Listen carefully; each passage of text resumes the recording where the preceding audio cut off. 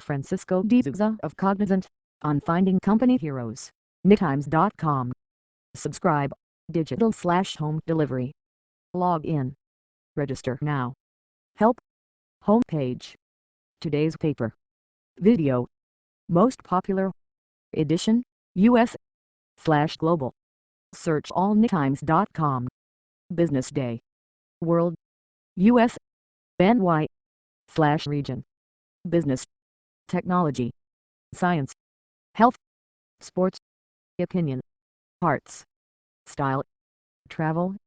Jobs. Real estate. Autos. Global. Deal book. Markets. Economy. Energy. Media. Technology. Personal tech. Small business. Your money. Corner office. Francisco D'Souza of Cognizant, on finding company heroes. By Adam Bryant. Published, August 31, 2013. This interview with Francisco D'Souza, Chief Executive of the information technology company Cognizant, was conducted and condensed by Adam Bryant. Enlarge this image.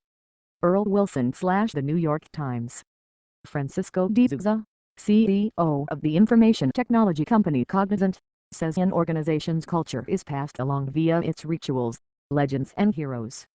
That's why it has corporate celebrations with entertainment and awards. Corner office. Twice a week, Adam Bryant talks with top executives about the challenges of leading and managing.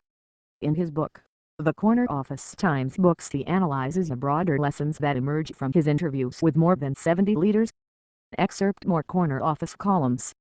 Subscribe to Corner Office via RSS. Add to portfolio Cognizant Technology Solutions Corporation. Go to your portfolio. Q. What were some early lessons for you? 8. I was very fortunate in my upbringing.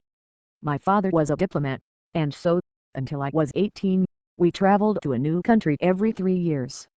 After finishing high school in the Caribbean, I wound up in Hong Kong when I was 18. We realized that there were few universities that taught in English, and so I went to one in Macau that focused on working professionals. I went to school at night and on weekends.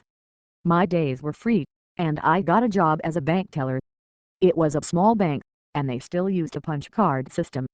I had taught myself as a teenager how to program. I went to the branch manager and told him he ought to consider new technology. He said, "Fine. Help me figure it out." We bought a computer. We wrote the software, and I wound up supervising a couple of people when I was 19. Q. I can imagine that some kids would resent moving to a new country every 3 years. 8. I was somewhat indifferent to it because I expected it, and I knew nothing else. In hindsight, I wouldn't do it any other way. It really did shape who I am today. Q.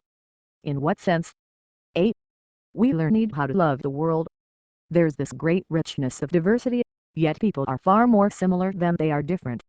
You're not as likely to learn that when you grow up in one town, in one environment, in one culture or in one country. The second thing is that it was an environment of scarcity in many ways, because my parents weren't particularly affluent.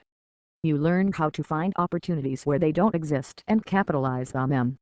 You have to find ways to make the most of everything, from the littlest things to the biggest. Q. What are some leadership lessons you've learned during your career? 8. We started Cognizant in 1994, and there was a period early on when I personally knew everyone in the company. Now we have 160,000 employees, and there were several personal and rapid transitions over that time. The lesson I learned is that when you have to evolve that quickly as a person, you need to be aware of two things. One is personal blind spots and the other is personal comfort zones. Those two things can be real gotchas. It's very hard to see your blind spots, by definition, and it's very easy to fall into comfort zones, because people like patterns and a sense of familiarity. I've tried consciously to say, what are the tools I can use to identify these blind spots and push through comfort zones? And I always tell myself that if I wake up in the morning and feel comfortable, I'm probably not pushing myself hard enough. Q. And what are the tools to help you see your blind spots? 8. One is just talking to other leaders. The conversations with them help me because they are, in a sense, the mirrors. I can assess what I think they're doing well, and where I think they're blind,